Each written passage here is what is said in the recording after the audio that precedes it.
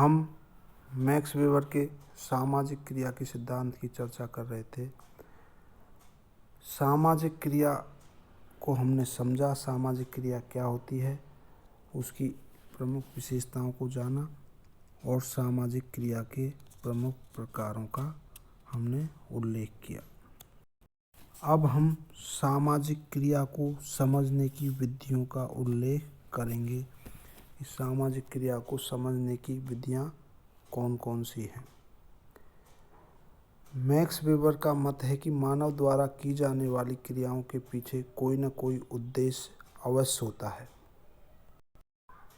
Max weber ने मानवीय क्रियाओं की प्रकृति को दो भागों में बांटा। कुछ क्रियाएं ऐसी होती हैं जो स्पष्ट होती हैं, जिन्हें समझने के लिए मस्तिष्क पर जोर नहीं देना पड़ता। दूसरी ओर कुछ क्रियाएं ऐसी होती हैं जिनका बाह्य व्यवहार स्पष्ट नहीं होता। इन क्रियाओं के उद्देश्य एवं प्रयोजन मालूम करना कठिन होता है। जब तक मानवीय क्रियाओं के अर्थ, उद्देश्य एवं प्रयोजन को न समझ लिया जाए, तब तक सामाजिक स्थिति को समझना भी मुश्किल होता है। यही कारण है कि वेबर ने सामाजिक क्रियाओं को समझने के लिए कुछ विधियों का उल्लेख किया है। तो मैक्स वेबर ने सामाजिक क्रिया को समझने की दो प्रकार की विधि बताई हैं। एक है बौद्धिक विधि, दूसरी भावात्मक विधि। बौद्धिक विधि में मैक्स वेबर ने कहा है कि ऐसी सामाजिक क्रियाएं जिन्हें समझने के लिए बुद्धि का सहारा लेना पड़ता है, इसलिए उन्हें बौद्धिक विधियां कहते हैं। बौद्धिक विधियों को भी वेबर ने दो भागों में बांटा है, तर्काश्रित एवं गणिताश्रित।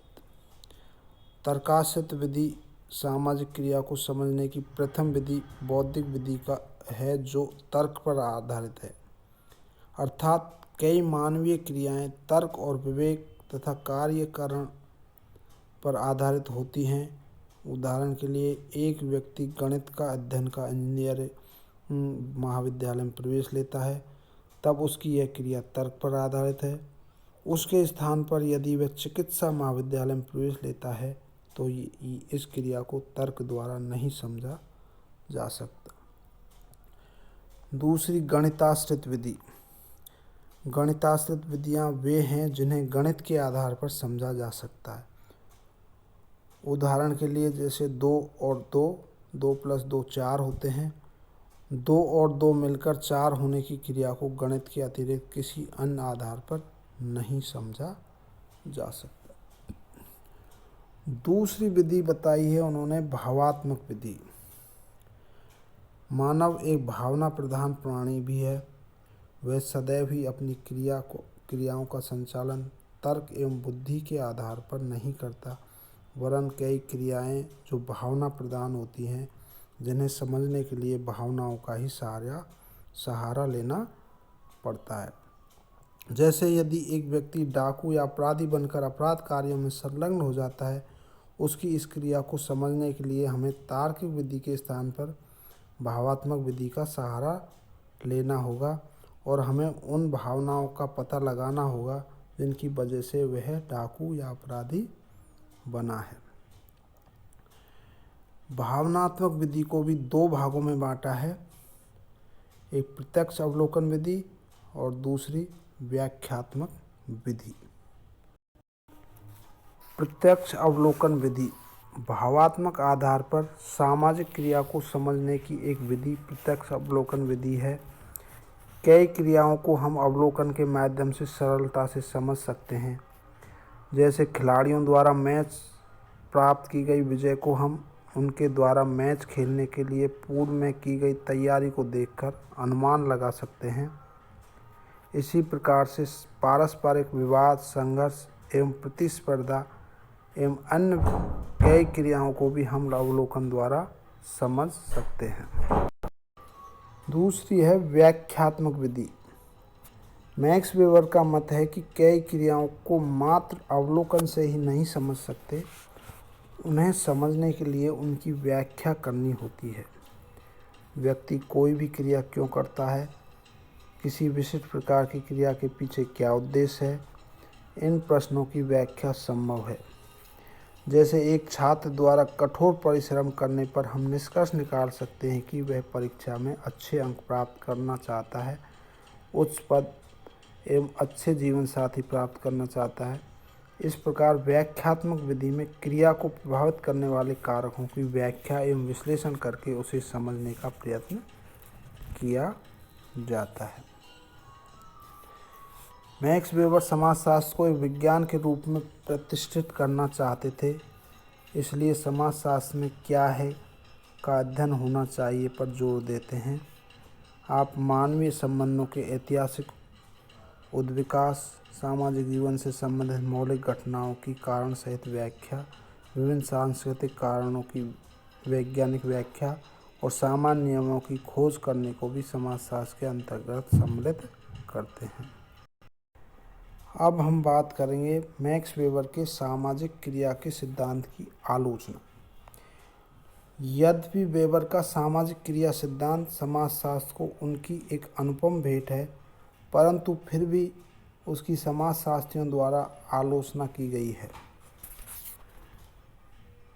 वेबर की सामाजिक क्रिया के संबंध में एक प्रमुख आलोचना यह है कि उन्होंने इसके नकारात्मक विश्लेषण पर ही विशेषतः जोर दिया है, अर्थात उन्होंने प्रमुखतः यह बताया है कि कौन सी क्रिया सामाजिक क्रिया नहीं है। सामाजिक क्रिया के विभिन्न तत्वों का आपने स्पष्टतः विश्लेषण नहीं किया है। दूसरा, हम देखते हैं कि वेबर के समाजशास्त्र पर मार्क्स के समाजशास्त्र का स्पष्टतः प्रभाव देखा जा सकता है।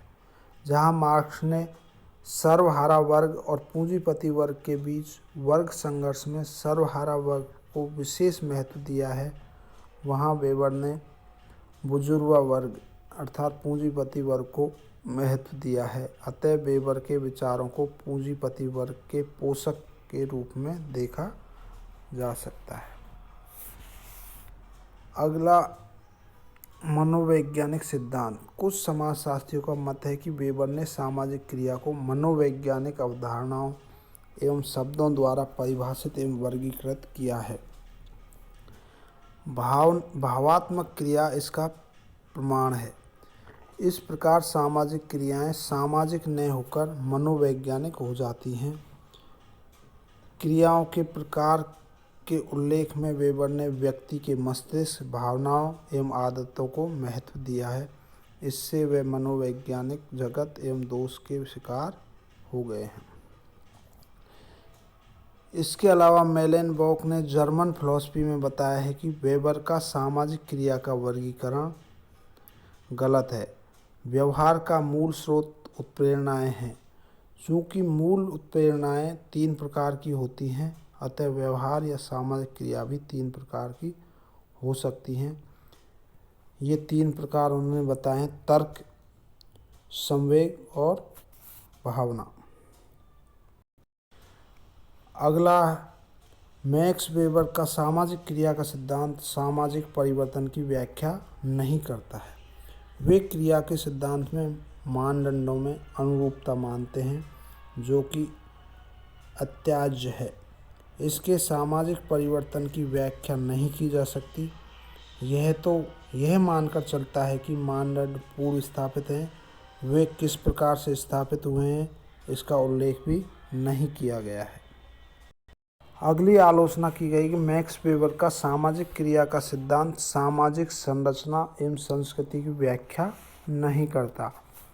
इन्हें वह पहले से ही समाज में दिया हुआ या स्थापित मानकर चलता है।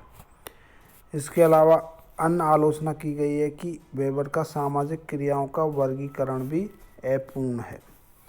पार्सन्स ने सामाजिक क्रिया के कई आधारों एवं प्रकारों का उल्लेख करके यह स्पष्ट कर दिया है कि वेबर का वर्गीकरण अधूरा एवं अपूर्ण है। इसके अलावा अस्पष्ट वर्गीकरण, वेबर के सामाजिक क्रियाओं का जो वर्गीकरण किया है वह अस्पष्ट भी है। एक ही क्रिया तार्किक, भावात्मक, मूल्यांकनात्मक या परंपरात्मक में से 2 या अधिक श्रेणी में भी रखी जा सकती है, तब दुविधा यह होती है कि उसे किस प्रकार की क्रिया माना जाए। इसके अलावा कोहन कहते हैं कि वेबर का क्रिया सिद्धांत सीधी, सपाट व स्पष्ट नहीं है, वरन घुमावदार व पुनरुक्त है। इसके अलावा मर्टन एवं कोहेन आदि का मत है कि वेबर का क्रिया सिद्धांत एक सीमा तक तो लघु स्तर पर सामान्यीकरण कर सकता है, किंतु समाज का वृहद स्तर पर सामान्यीकरण करने में असमर्थ है।